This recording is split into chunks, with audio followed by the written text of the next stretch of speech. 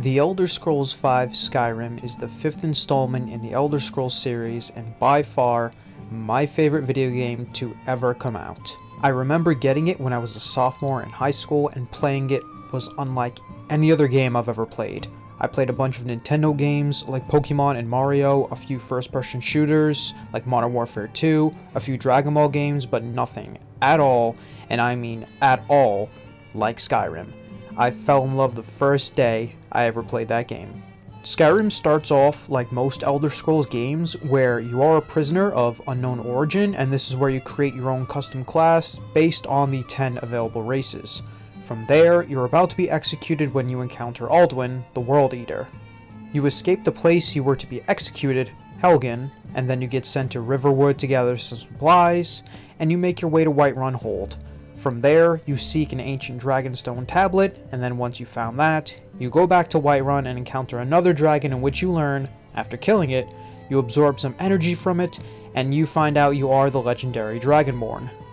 From here on out, you can mainly do any quest that you want, or continue the main story, which is basically learning more about you being Dragonborn and honing your skills, and also learning how to defeat Alduin in the process. In the end, after some lengthy quests and amazing story and dungeons, in the in-game version of Heaven, Sovngarde, you meet Alduin one last time, kill him, and the main quest ends.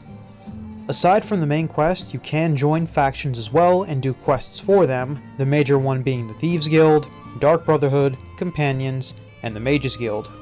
All of these come with unique quests, and for some reason end with you becoming the leader, which was different from previous titles where you kinda had to earn that title through loads of hardships. There's also the Civil War questline, which is the major secondary questline in the vanilla game between the Stormcloaks and Imperials that can decide the fate of Skyrim and who rules. The graphics of Skyrim, for the time when it came out in November 11th, 2011, were incredible and set a precedent for future games in terms of open-world RPGs. Now don't get me wrong, there are a load of glitches in the game, and memes to go along with it, but I love it so much nonetheless.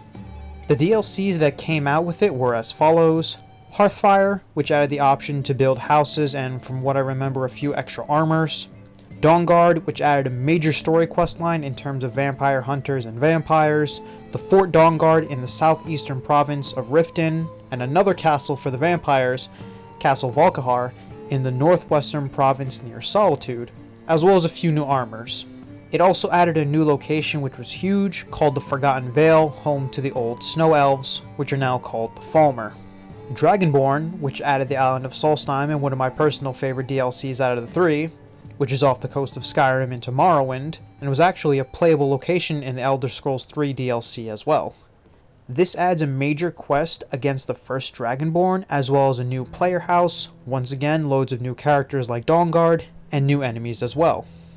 For me, even after beating the main story, all faction quests, all DLC major story quests, and all side quests, the fun doesn't stop there since there's just so much to explore and maybe even new areas to explore. For me, Skyrim was a part of my childhood, and I cannot wait for the 6th installment, which, to be honest, seems like it's going to probably come out in sometime around 2027 at this rate. Gameplay mechanics are very simple. Right hand can hold one item, be it a shield, sword, or magic ability, same for the other. Sprint is now its own button, as well as sneak. You now have the option to shout as well, which is a literal magic force push that can be changed based on the shout that you equip. Each shout has 3 words of power, and each word makes it stronger. For a game that came out in 2011, the gameplay is still smooth, and the quests are still just as fun. 11 years later, and there are still some mods out there that make the game look incredible. Now granted, that's what the purpose of a mod is, but at the same time, to be able to continue to do stuff with Skyrim after 11 years is incredible, and it shows a lot of dedication when it comes to the fanbase.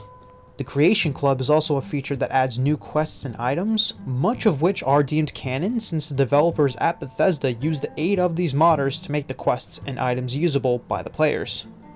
Even in 2022, 11 years later, the game is still so fun to play, fun to replay, fun to build new classes, fun to just delve in and replay quests to your heart content, explore as much as you'd want, explore the same exact places to find out that maybe you missed something from your old playthrough, and it just goes on and on and on from there. As always, Thank you very much for watching, and I will see you all in the next one.